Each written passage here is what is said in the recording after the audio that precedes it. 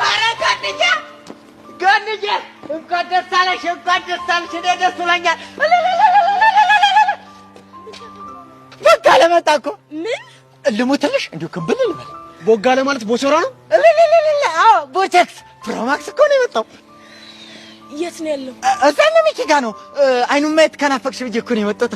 ሄቨን ድጋሚ ትሰሰራለሽ ብዬ አላስብም። እሺ ማርክ በቃ እንሂዳ። ሄቨን አባትሽ ከየጥሩ ነገር አይፈጠርም። አታስብ ዩሲ እንደባለፈው አልስማው። ና በቃ እንሂድ።